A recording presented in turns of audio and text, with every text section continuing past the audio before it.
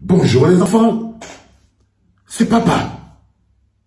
Regardez bien le visage de ce bonhomme. Regardez-le bien les enfants. Regardez-le bien. Dedans vous avez la détresse, vous avez la peur, vous avez la tremblote parce qu'il tremble aussi. Et si vous ouvrez vos narines, vous allez sentir l'odeur de merde parce qu'il se chie aussi dessus et il se pisse aussi dessus.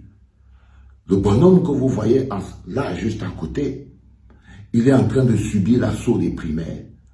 En ce moment, à l'intérieur du système, à l'intérieur du RDPC, à l'intérieur de la boîte de sardines, se jouent les primaires. Qui va prendre le siège de Pomba à l'intérieur du gang de Malfra? C'est les primaires chez les bandits.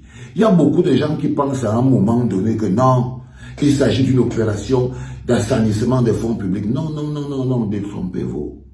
Détrompez-vous. Il ne s'agit pas de ça. Il s'agit des primaires à l'intérieur de la boîte de sardines. Ils essayent de déterminer qui parmi eux va venir affronter notre champion. Ils essayent de déterminer qui parmi eux va remplacer Pomba pour venir affronter notre champion. C'est des primaires chez les bandits. Et les primaires chez les bandits sont d'une violence inouïe.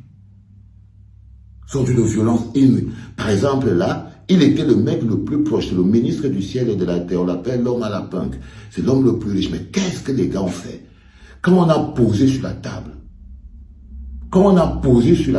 la facture, on a posé à Pomba. Parce que quand il a posé la facture, il dit que le bonhomme dit à Pomba que Pomba regarde. Pomba compte 440 milliards de rétro-commissions par semaine. Pomba demande que le type là part avec tout l'argent là où on dit qu'on ne sait pas.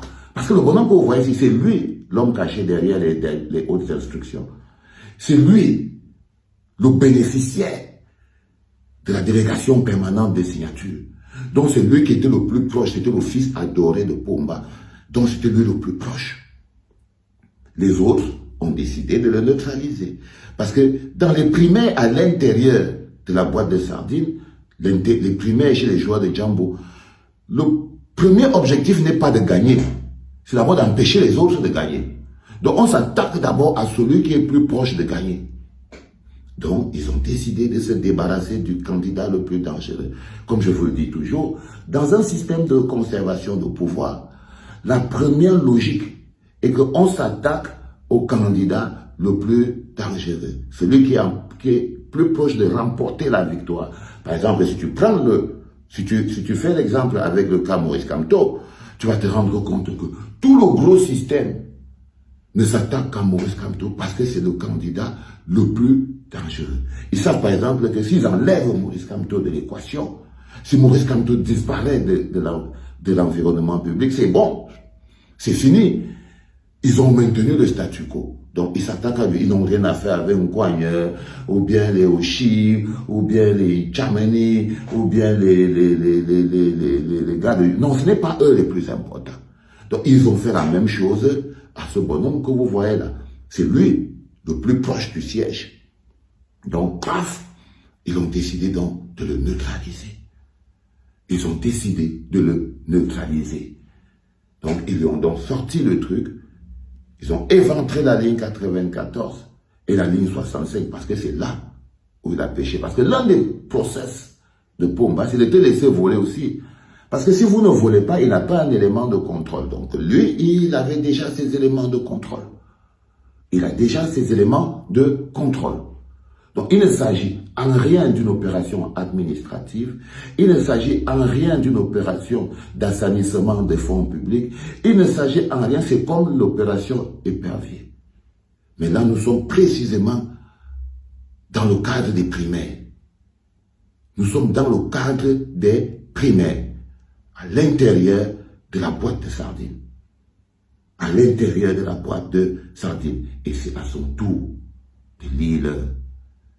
Il va se défendre, hein. Il va se défendre. Parce qu'il a dit, il a envoyé lui-même, parce qu'il ne se laisse pas faire le bonhomme. Il a envoyé un mot pour dire qu'il ne parle pas au TCS. Parce que ce qui me plaît, qu'il ne parle pas au TCS. Parce que il n'était que le porteur des hautes instructions. Si quelqu'un doit aller au TCS, c'est Pomba. Voilà les choses qui ont énervé Pomba. Quand on lui a dit que va au TCS pour aller te justifier et tout, il a dit que non. Il agissait au nom de Pomba. Donc, si quelqu'un doit aller au TCS, c'est Pomba. Pomba dit que, ok. Donc, le type, s'il veut m'envoyer au TCS moi-même, voilà pourquoi Pomba aussi, d'ici à la fin, bon, embarquez-le. La semaine prochaine va être très dangereuse parce que les gens disent qu'il ne va pas se laisser faire. Qu'il ne va pas se laisser faire.